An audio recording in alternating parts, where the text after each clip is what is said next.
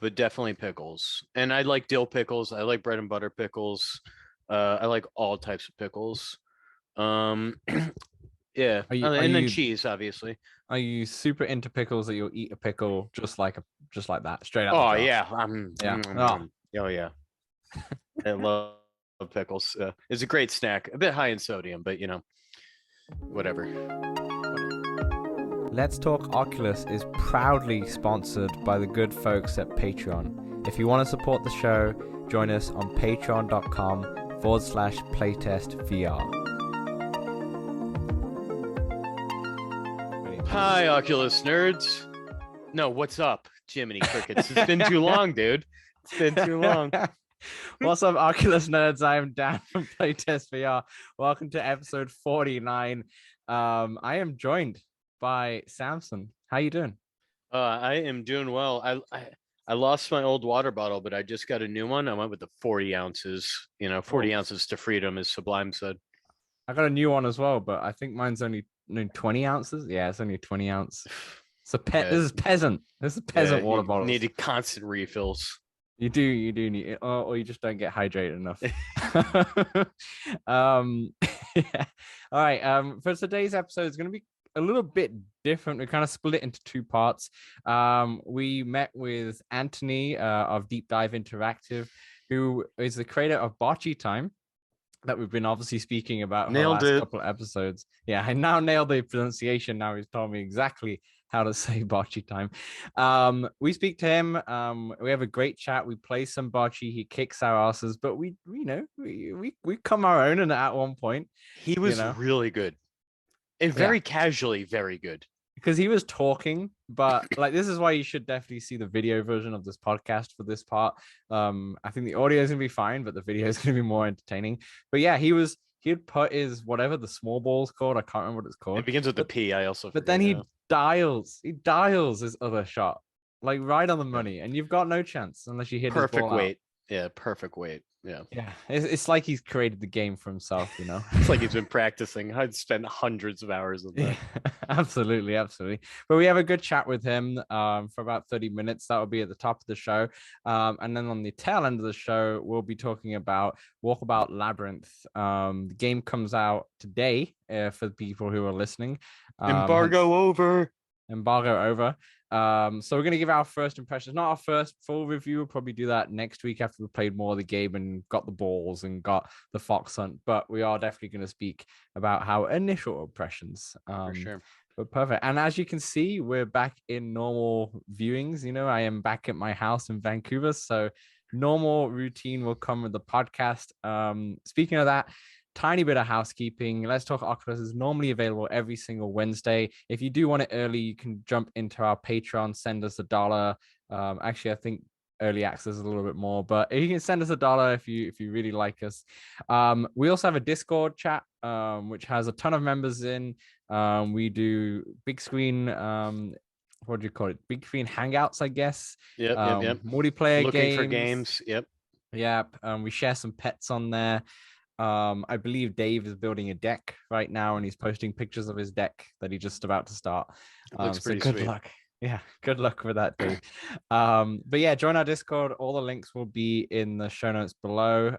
With Let's Talk Oculus is available on all good podcast platforms as well as some rubbish ones as well, and it's available video if you want to see our pretty faces and see the Bocce Time in full effect and how our games are doing.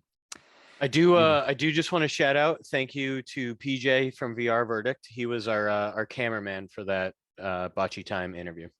Absolutely. Yeah, we got him in late notice to be our cameraman, and he delivered. So thanks a lot, PJ from VR Verdict. If you haven't checked their podcast out, then what you're doing, go check them out. They do a lot of developer interviews. A little bit like some of our developer interviews, but every episode is much more in depth. They're good at it. They're way better. Yeah. They're way better. Yeah. Beauty. Okay, so let's take it over. Let's go straight into Bocce and speak to Anthony. Welcome back to Let's Talk Oculus episode 49. We are in Bocce. Wait, you got to tell me. Bocce. It's Bocce, dude. Bocce. I keep calling it Bocce. This is the English in me having no idea what this game was until this game was created. Yeah. Anyway, we are here with the creator of Bocce Time. It's Anthony from Deep Dive Interactive. How you doing, Anthony? Cool. Chilling. How you guys doing? Good. He is Good to the be here. jelly bean in the middle. Yep. When we have Samson obviously joining us on the right, and we're gonna play some Bocce Time whilst we talk about it. So, Oh, it's Samson, the best you've ever said it. Why don't you start us with the Yeah, go ahead. go. Try to pronounce this. What's this called? yeah. You're gonna have to help me, Anthony, with these pronunciations. Mhm. That's what we got you on here. That's say my pronunciation is probably not much better. Honestly, I'm not the bocce aficionado you might think I am. I only ever played it virtually myself. There was like a PS Move game back in the day called Sports Champions, and that's where I found out about the game. That's the only bocce I've ever played, actually, aside from this, obviously. So how Wow. did you end up on the Bocce Time team? I am the team. All right, there you go. So how'd you end up making bocce? I was playing Walkabout with some friends. What I think it's pretty clear. It was inspired pretty heavily by that. And, I was just having a lot of fun with it. I was going, oh, it's such a great sort of like social experience, right? Like, but I made a couple of other VR games. One of them is called Vengeful Rights. It's like a big sprawling RPG game, and that was a lot of fun. But playing Walkabout sort of made me think, man, there's really something about just the social interactivity, just a simple interaction with friends that like really shines in VR, you know? And then I remembered that bocce game from Sports Champions, and I was like, that would be killer in VR. How does that not already exist? And it didn't, so I figured I'd make it. Boom. I was about to say as well, because you like Vengeful Rights was that your first ever VR game that you produced? Technically my second game overall, period. Never made a game before VR. I made an escape room game called Inescapable. That was like my first foray in the game development, so that I could try to just learn how it worked. I didn't know how to code or do anything. I made that with a buddy. And then we plan to make a few of those, like 3 of them, and maybe, you know, just to get our bearings basically with how to make games. But then I started prototyping the combat of Vengeful Rights, and I was like, I think I'm just going to do this. So we dove directly into that instead for the next like 3.5 years. Because Vengeful Rights is an RPG, right? So you went straight into like quite a big game, adventure RPG with magic and. It got highly rated though. I looked at the Steam reviews. No, I'd recommend the game. VR. I wouldn't recommend jumping into making an RPG as your second game. That's insane. Everyone should get the game. Buy 2 copies, you know. But going, I've made this game that took me 2 months and is basically walking around and picking stuff up to I'm going to make, like you said, a game with a magic system and combat and bosses and puzzles and all of that stuff in a giant world is a little bit excessive for a second project, but I knew I wanted to make it. I wasn't going to stop. So, you do what you. How long did it take you to make Vengeful Rights? Total was about 3.5 years. Wow! And that wasn't just me. That was me and my twin brother. We worked on it together. So it would have. I'm not sure how long it would have taken if I'd done it myself. It might have actually been faster potentially because I would have probably bought assets, and that speeds up a lot of the development time. But it would have been worse also because I would have been focusing on that instead of trying to get the mechanics and everything to feel as good as possible.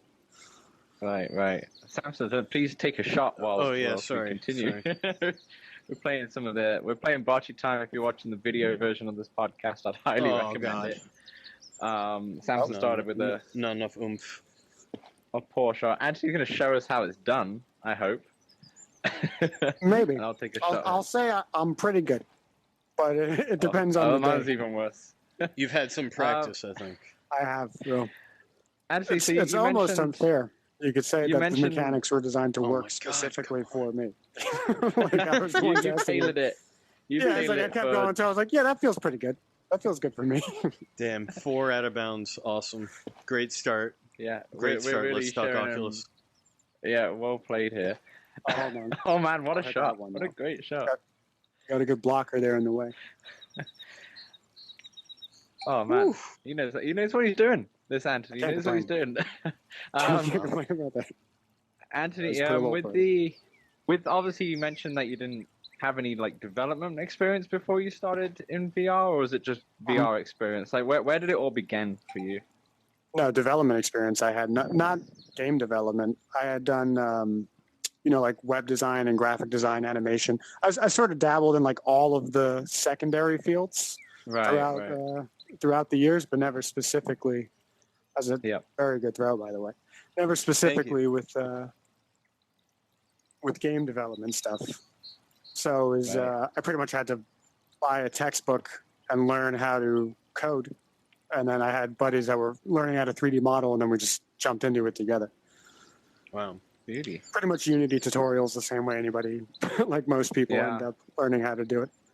And when did you pretty much start this? Was this a few years back now? Or? Yeah, this was 2017, late 2017.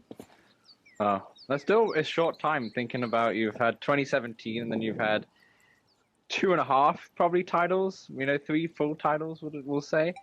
Yeah, that's reasonable. Yeah, pretty reasonable. What with Bocce Time in particular, obviously you said the inspiration was Walkabout, especially with all these assets and such. Are you always looking at Walkabout even with their newer courses, seeing what you could add to Bocce Time, or? No, not really. No? It's kind of, there's certain things that I still plan to, let's say, be inspired by, or you could say steal. That would also be accurate. one of which is the character creation, right? Because as much as I love these bean people, I think people would appreciate the ability to have something a little more customized. So I'm probably going to do it almost identically to the way they did it, because that's a good system. And it works well for a cross-play game. You don't have to use like the meta avatars or anything like that. You can just have something that works no matter what headset you're on. Yeah, like so a universal. Close. Yeah, exactly. Universal, yeah. But it's kind of a love child between Walkabout and that Sports Champions game I was talking about. So a lot of these courts that you're seeing around here were pretty inspired by that. Like this picnic area, they had something similar to that, which I always thought was cool. The tire court, they had something similar to that. I'm trying to put my own spin on them. But, for sure. But it's been a huge inspiration. I can't deny it. Absolutely. This as soon as I stepped into this game, I was like, straight away, I was like, yeah, this feels very Walkabout, which is a good thing because of how good Walkabout is. And I hope that many other developers start to make different games with that same kind of inspiration, because it is a winning formula. Yeah, absolutely. What are you thinking next with Bocce? You think pretty much bringing more courts to it, or bringing more modes as well as the avatars? I'm not sure about modes, maybe. I think I'll probably end up doing sort of custom match settings so that you can have modifiers. Like, for example, a couple of members in the community have asked for maybe the ability to disable the minimum throw line. So if you're playing with your kids, for example, you go, I only have to throw it, 10 feet or whatever it might be. Stuff like that, and different rule sets that people can customize. But pretty much thinking just leave it as Bocce. Although somebody asked for a lawn bowling mode, which seems like it would be a pretty good fit. I mean, probably not that difficult to implement. Very, very similar type of game in a way. I think I shanked that one. It might be too short. Oh, I just got the big "you lose" button. yeah, it's pretty aggressive. I wish we could have the bot with us in his sarcastic comments to get on this just pod talking too. trash in the background. Yeah. Because when you said shanked it, that made me think of him, because sometimes he says that. Yeah. Yeah, he does.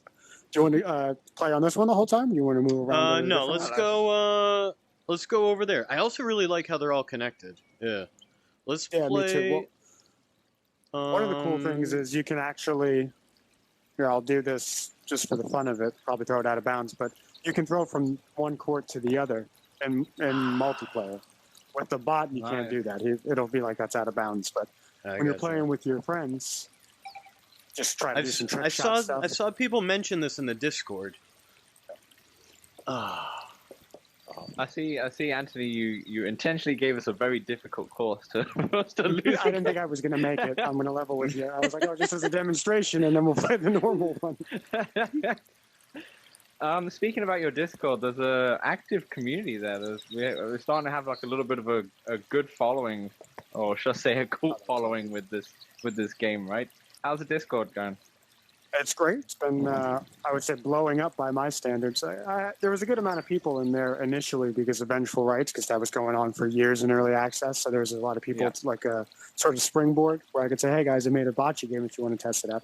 But I think the number's gone up by like 70% or something since Bocce Time came out. So that's been awesome. And you've been doing weekly tournaments, yeah?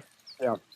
Had a couple of them so far. It's been awesome. The community gets involved, and then I've been recording pretty much holding a PJ and just being able to commentating the matches as we go, trying to keep it interesting, and then putting them up on YouTube. Very nice. I think you might not be inbounds. I was like, hold on, the inbounds is over there, but I realized where I am. It's way too short. No, you've made it such a fun game. I'm glad you have Bocce Time. Like Bocce, I've never heard of Bocce until and it's such a good game, even though I suck at it. Samson, you played Bocce before? Yeah, dude, I played Bocce. It's a great yard game in the summertime. You know, you play Bocce, you play cornhole, you play. It's a great game. I realized that VR is bringing me to these games. I had no idea what cornhole was until the Golf Plus. Cornhole. Forever is making a. Oh yeah, game I did see that. Yeah. So yeah, are you into? Hey, hold on a second. Are you into like flat gaming as well? Like, have you always been a gamer? Yeah. Yeah. I play flat games all the time. It's kind of I would say flat gaming makes up most of my gaming time, but I mix VR, and I play VR pretty much every day. Especially now, a lot of bocce I'm playing all the time. Right. But I'm like heavily addicted to Rocket League, and then I've been playing a lot of like PGA 2K21 lately with a buddy. That's a lot of fun. Oh, this guy plays that too. I'm a big Rocket League guy. All he sees me on PS5, all I do is play that game. It's kind of like bocce, where it's like I didn't think it would be that fun. PGA. Yeah. Dude, I never played a golf game either. And then I saw some streamers playing. I was like, that actually looks like it could be pretty good. And I had some friends with it, so we've been jumping in, and now we play it every day. I see it's on sale, so I did think about picking it up right now, but I think it's like 75% off. Yeah. Trying to get some other friends to pick it up. So good, it's so good. So in terms of VR, was the PSVR your first introduction to VR, or have you been in it before? No, I don't have PSVR at all. It was a PS Move game. Oh, PS Move, yeah. Right, I see. Which was kind of close. It was like a rough approximation, especially if you had a 3D TV. There were some games where you could play a 3D and PS Move, and it was about as close as you were going to get to VR at the time. Yeah. But I thought it was much fun. But VR I got into immediately. Like as soon as I knew it was coming, like I said, the 3D and motion control thing, I've always been on board with it. I was like, this is the future. I can't wait to see more of this. And VR becoming mainstream. We're getting talked about. I was all aboard the hype train for like the original Oculus, and I picked up a Vive day one. Nice. Fair enough. What's your go-to headset now? Right now, I'm still using that same Vive, actually. I've got a Quest 2 also, naturally, for development. I use that for Quest-specific titles. But I'm thinking I might upgrade pretty soon, but I'm a sucker for an OLED screen, so I don't want to go for anything with the LCD. They're like a little washed out by comparison. Right. What was the inspiration to do VR development at all? Just that passion, like I was saying. I love the idea of being in the game. Like, I guess if I had to go back like Freudian level, it would be back in the day for when the PlayStation 2 first came out. They had a commercial for it, but it was like a fictional commercial for the future PlayStation 9, which was a VR console. And I remember going, oh my God, I can't wait until that's real. When that's like, it's going to happen and it's going to be so cool. And then when VR started coming around, I was like, here we go. Right? I guess it's starting up. So I'm going to get into that real hard. I didn't think I'd be developing for it, but find out. Just decide to become a game developer. Take your shot, and VR is a thing. Why wouldn't you jump into that first, Yeah, absolutely. All right, Samson, come on. We need some points here. Anthony's smoking doing us. all right. There we go. On the board. Well, we've got one. High five. Hey. I think it's actually easier for the person who's by themselves because I can adjust 3 times after I throw a ball. You guys only get 2 apiece. Yeah, sure. Let's say that. I've forgotten what my question was going to be. Too many crickets. Look at that. Look at what kind of a shot that is. Anthony, Yeah, what's he's your, been what's getting your like favorite? inches.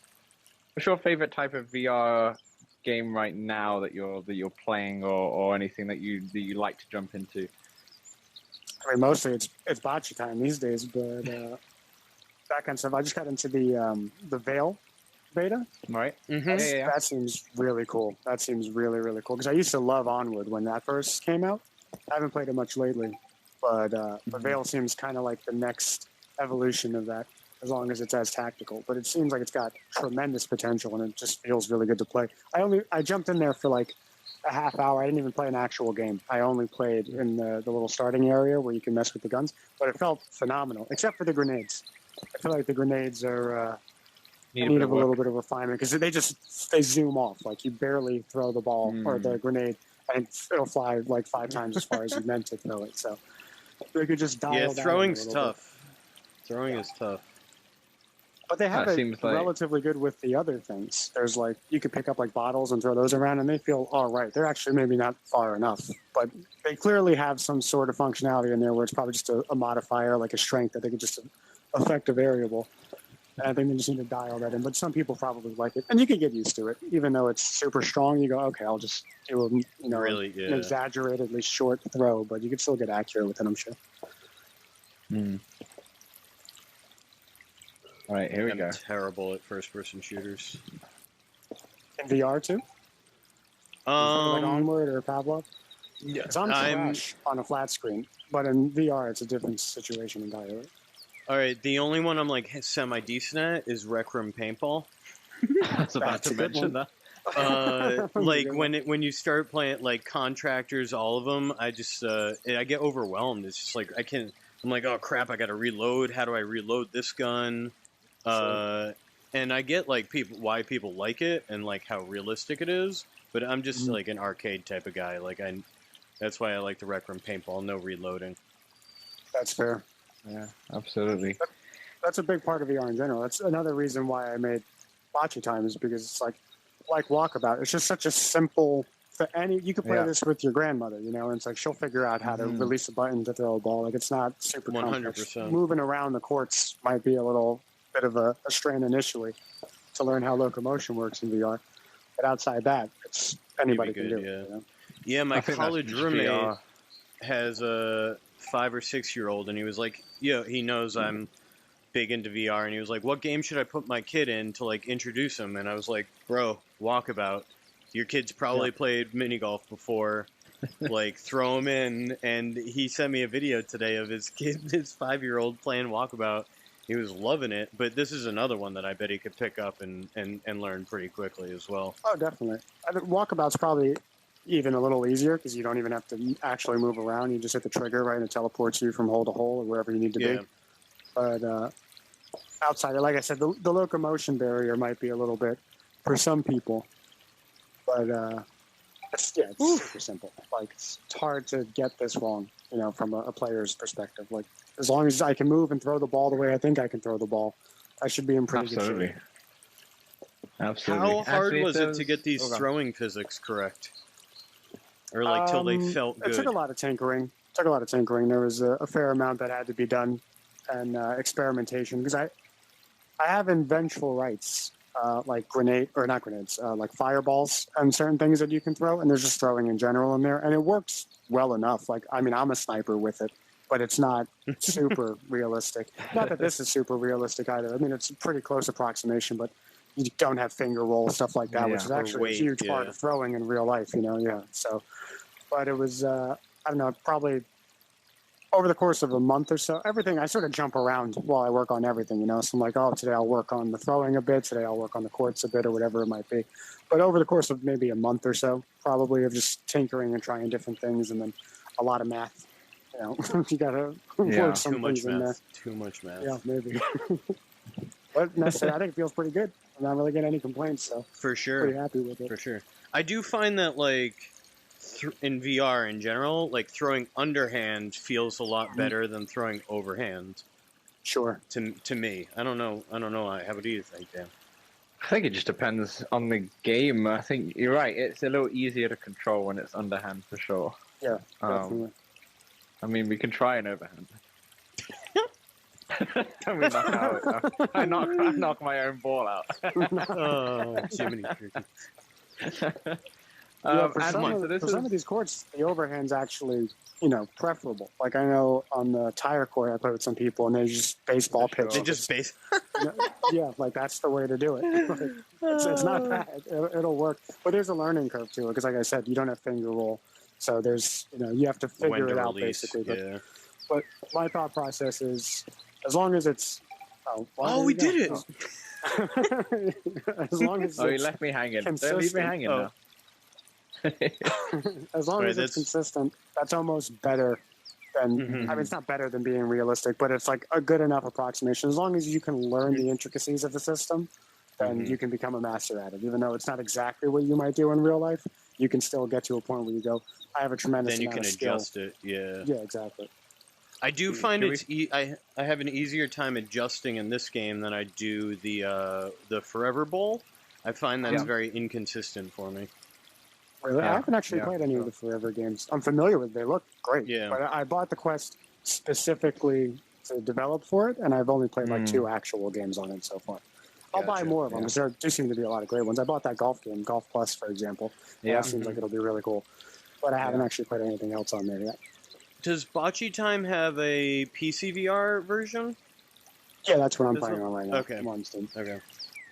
I wasn't sure if it was just like a developer version or not. Yeah. Oh no, yeah. It's the PC version has like real-time shadows and bloom and post-processing effects. Like it looks a bit nicer, but I mean it's functionally identical. It's just a prettier experience. Is it cross-buy? Like if I own one, do I get the other? It's not because it's on Steam. It's not on the Oculus Store. Okay, gotcha. But it is cross-play, obviously. Yeah. For sure.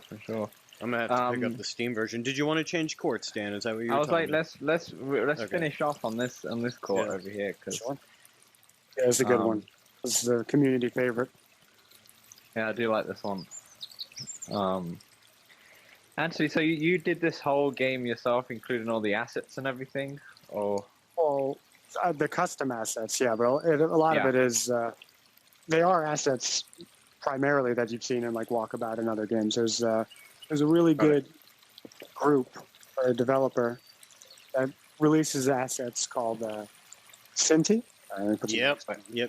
Seen a lot of those.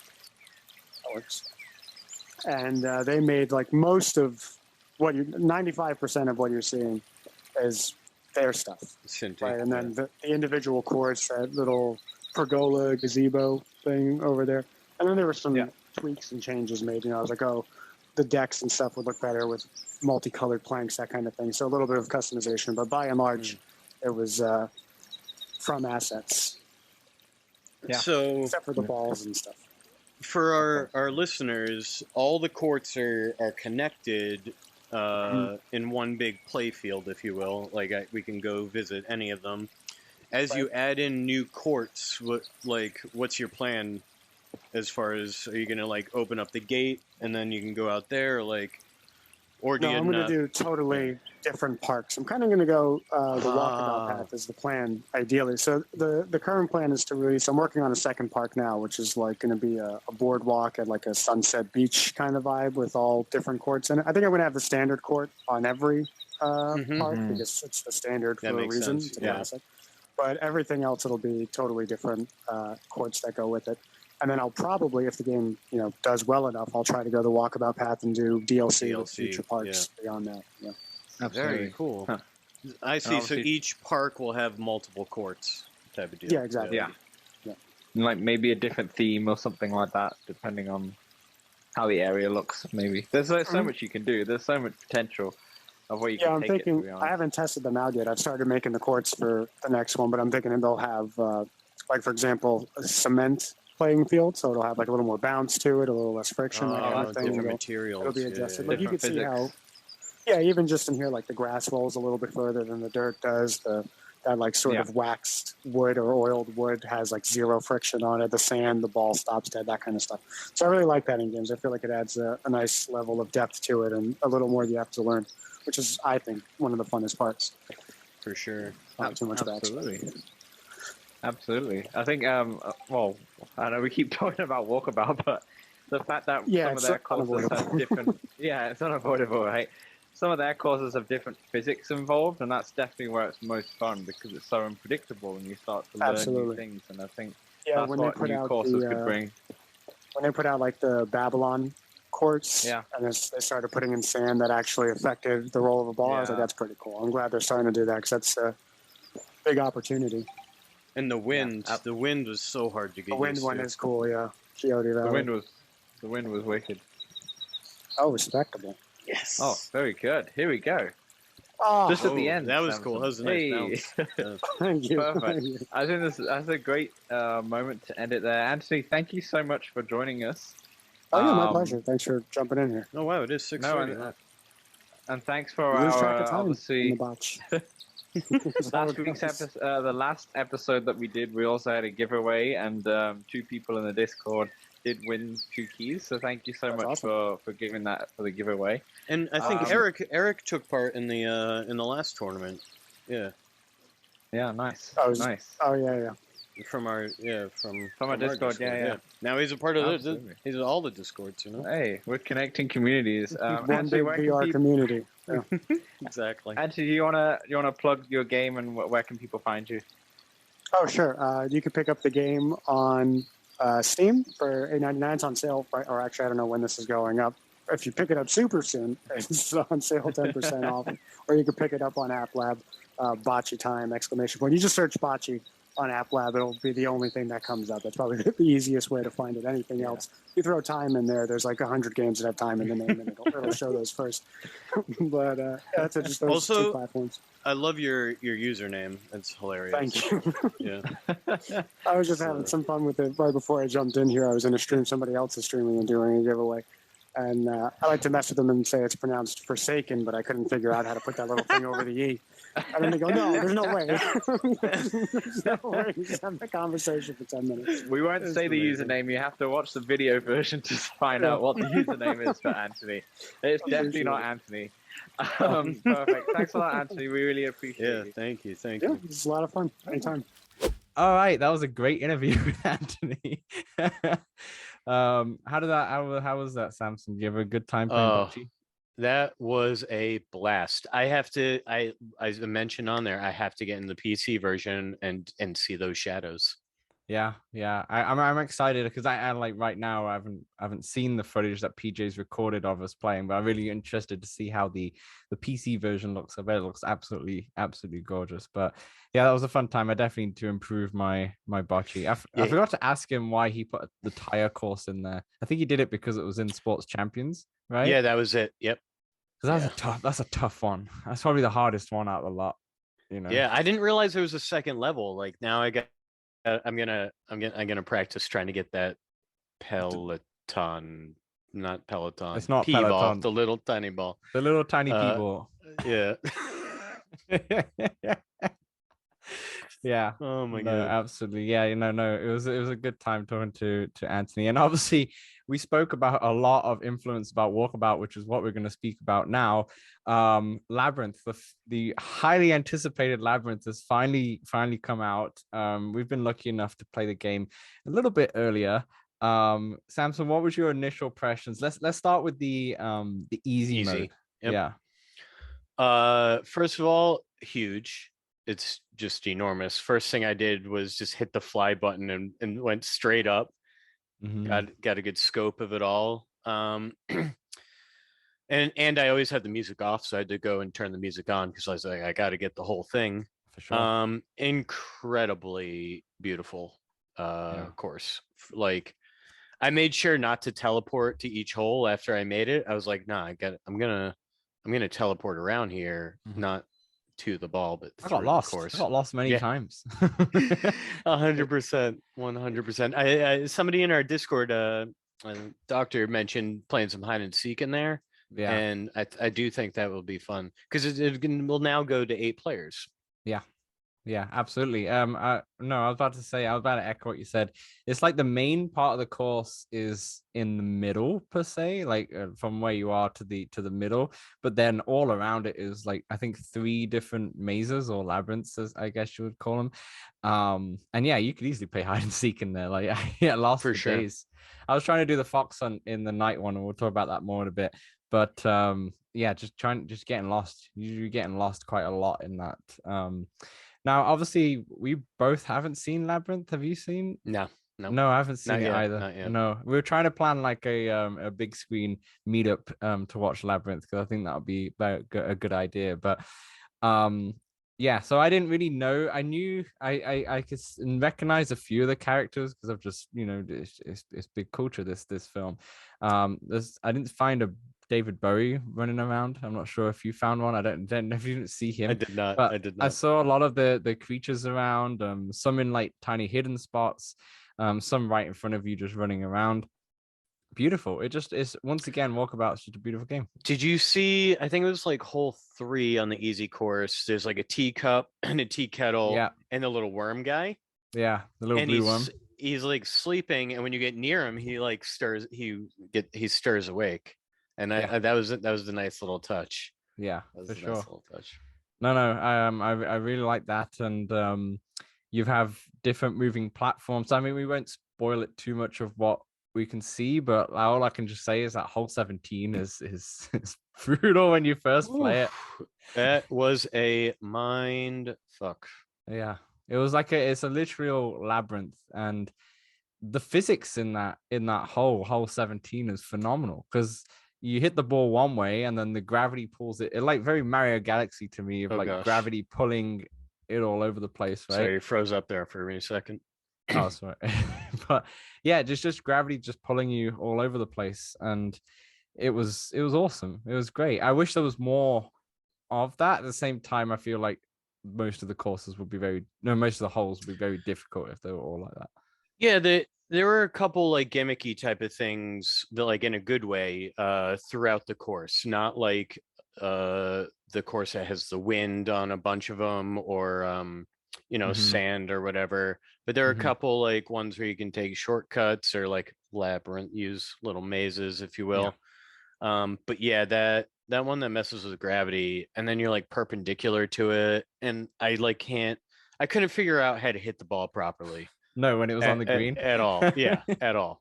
Yeah, absolutely. I was trying to like fly around and get myself, but like I was like, I guess I can't be upside down. Like I have to lay down to play. Yeah, it's cool. It's really cool how they've done that. And I'm glad they did that. I was a bit worried for it, because I think the first initial holes, the first 4, I was like, this is nice, but there's nothing. There's nothing. They feel normal. Different. Yeah, they just feel like a normal course, and it's relatively easy. I got a hole in one on the first one, but then it starts to. And once you start getting that, I mean, there's one hole where there's 2 holes. I was like, which one do I go for here? I definitely got the wrong one first. Oh, really? If you hit the wrong one, what's it do? Because I got the right one. You know how in the what is it, the practice greens, it just pops it out? It just pops out. Yeah, it does the same thing. It has that same sound, and it just pops out if you get it the wrong one. Wow, I wonder if that's a movie reference to know which one to hit it in. I was just like, I won't spoil which one to hit it in, but I guess I got it right, because it just kept going. I was like, oh, I guess you could probably hit it into both. But maybe because in front of it is 2 doors, and one's red, one's blue, essentially. So it might be something to do with that. Definitely more movie references coming to the Fox one. But yeah, and then you start going underground, and then it starts getting a little bit harder. You got to hit it. You got to time your shots right. There's good opportunities to get hole in ones. Like that, it's not a difficult course, I would say, not on easy anyway. But those last few holes could do you in. Yeah, sure. Once you get used to how to attack the holes, you could. I think I hit actually like -9 my first play through the easy. There were a couple bogeys, but there were a few that I was able to hole in one, and then a couple to birdie. Nice. I mean, I my first playthrough I got +8. I got 2 holes in one. Like the first hole was a hole in one, and another one later on. but I still just butchered a few. Like there's one which has this like big ball with random stuff which underground, which keeps rotating, and you got to hit it just right in the little gaps to try and get through. And I was like, this is impossible. Where's the gap? I can't see the gap. And then finally I saw the gap, and I was like, you idiot. Mind the gap. Mind the gap, indeed. But no, it's very nice. It's very beautiful. The music's really, really nice as well. Balls were cool. I didn't find some of those balls were very some hard. of the balls are hard. The first hole I could not find the ball. No, I still can't find it. Yeah, I looked all over. I still can't find the first, and I feel like the second. But no, I think I found like 6 or 7. Yeah, I think same. Just randomly, I would just be like flying around looking at the coolness, if you will, and I'd be like, oh, there's a ball. I wonder if any of the balls are hidden in the 3 labyrinth mazes on the back. I wonder if they've hidden, because like for hole 3, which is a long hole which takes you inside a little bit more.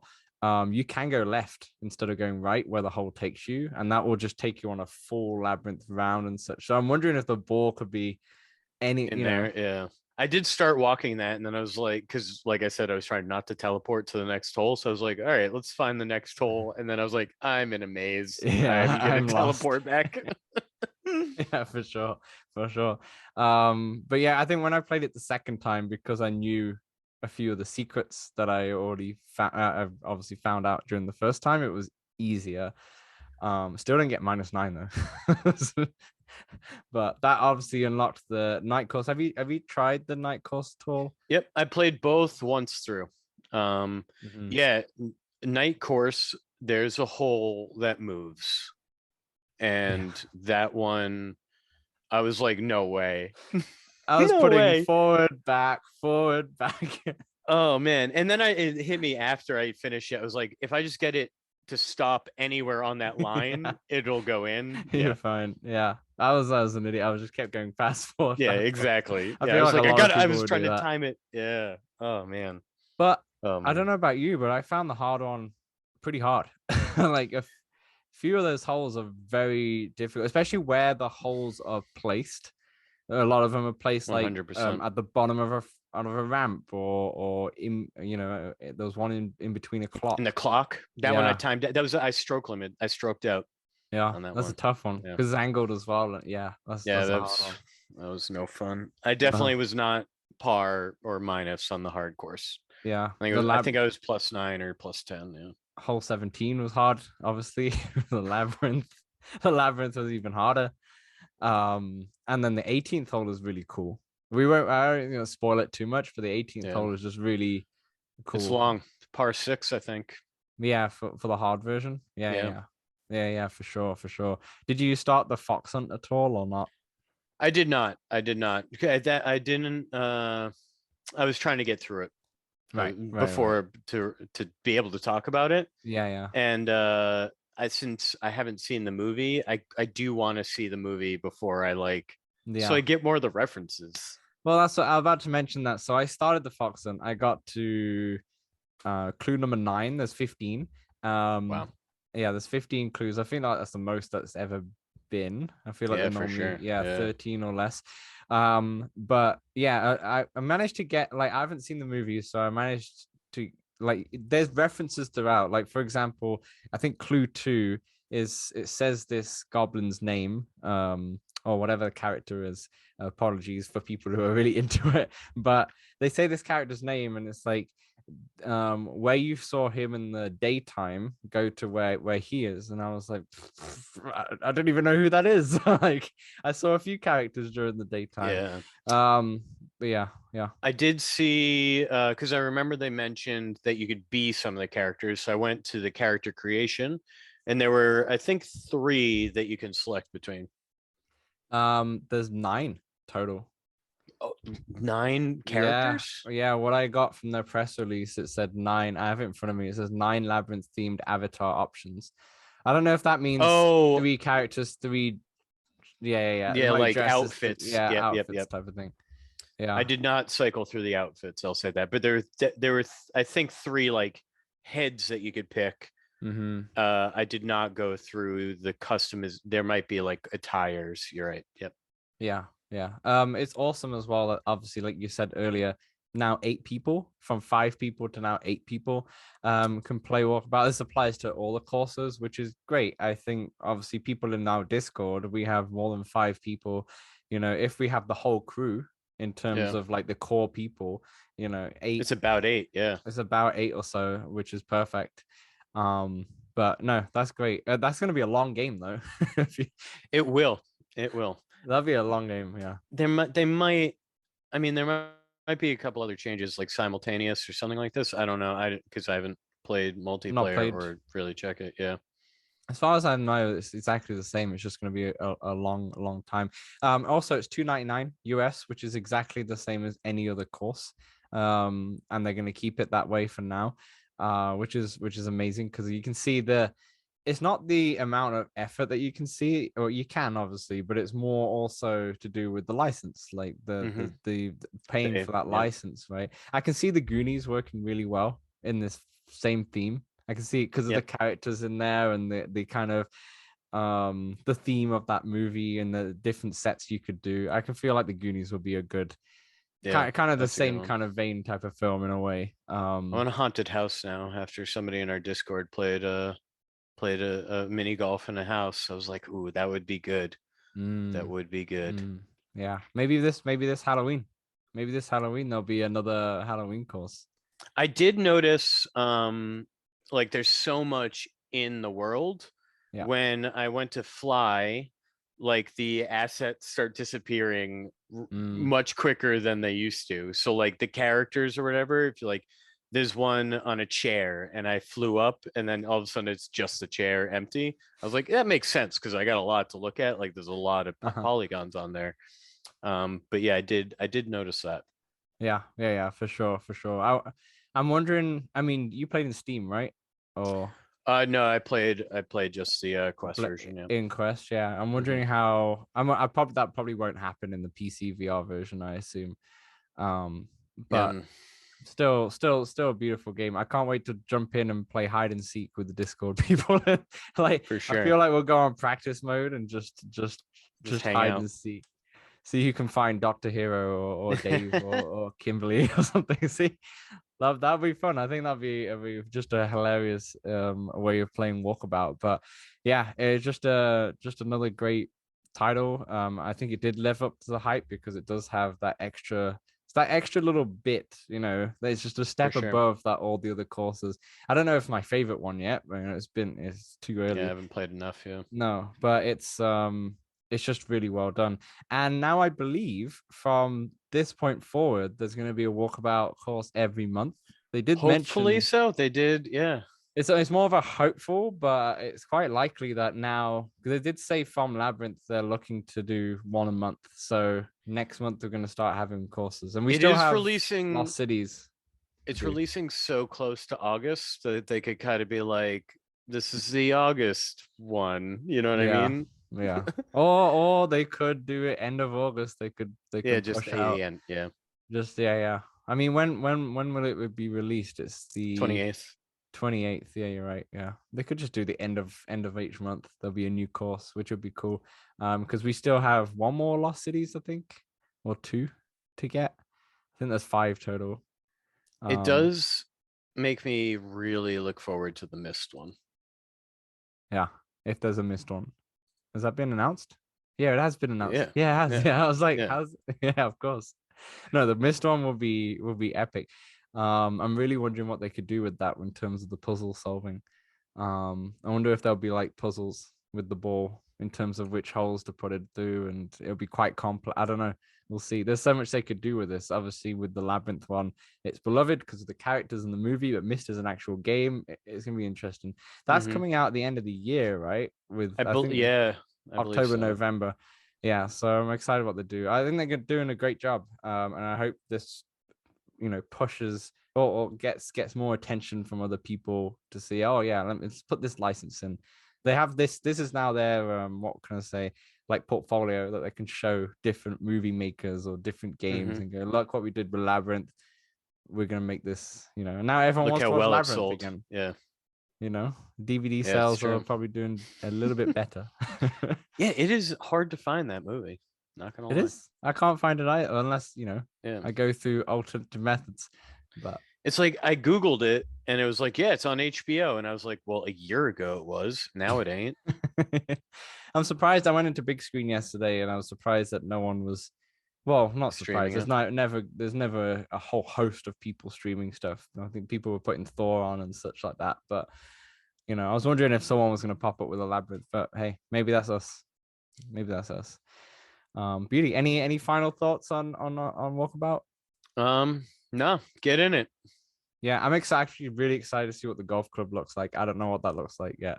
Oh, yeah. I feel like it will be Labyrinth, like at the top of the handle will be like a maze, and I don't know. I'm excited to see. Or it could be something that's so obvious that because we haven't seen the film, we have no idea. It's probably super obvious. Okay, perfect. Let's wrap up here. So thanks everyone for listening and watching to this different version of Let's Talk Oculus. Next week's going to be episode 50. We did it. 50. We did it. 50. That's mental. We got to have some giveaways or something. I got to reach out to some developers. Make sure we have some giveaways for episode 50 because it's a celebration. But until next week, thanks all. Enjoy Walkabout, and we'll speak to you then. But back to the burger. I don't do this often, but I do like some spice. So if I can get some jalapeno in there, that'd be pretty good. And I could do without onions, but I don't mind the onions. Yeah. Well, as well as lettuce. Like if I'm making my own burger, I'm not gonna put lettuce on it, but like I like lettuce. Oh, tomato. Yeah, I love tomato too. But the problem is you get tomato and pickles, you get a lot of slippage. There's a lot of slippage. And then the bun, unless they toast the bun gets all soggy and then it falls apart in your hand, and then you need a bunch of napkins. Been there. Yeah. Oh, or like a guacamole too, like a little avocado spread or something. Oh. But now you're looking at like a big old burger, right? A juicy motherfucker. Yeah. Yeah. What I was gonna say now, are you opposed to just sliced bread for your burger, or does it have to always be a roll? I mean, I'm not opposed to sliced bread, but you wouldn't really go for it. Yeah, that would be like that's like, oh no, I'm out of everything else. Yeah. I need. I might even just have my burger without a bun at that point. You know what I mean? Might as well run to the store and buy those buns. Yeah, well, because then I might as well just like fork and knife it and just get everything on there or whatever. Okay. Speaking about the fork and knife, do you always cut your burger in half? Nah, never. Nah, you just get your grill. I mean, unless I'm at like a restaurant where it's like too big and like you need to do that, but a burger is like an odd size to me to cut in half. Half is a little too small. I feel like when I cut it in half, it falls apart, and maybe exactly. It's not meant to be cut in half, but yeah. If you're making it with bread, then you can do that. So, it's a nice diagonal cut. Yeah, a nice sliced. Yeah, nice diagonal. Maybe just straight horizontal through the middle. Yeah, maybe get one of them like slicers. You could put it in shapes. Like for children. Like dinosaur shape. I don't know what kinds of. We don't have those in Canada. That's an American thing. It's an American thing, shaping your bread. It's for the kids that don't like crust, so it's like a crust cutter probably. Oh, I see.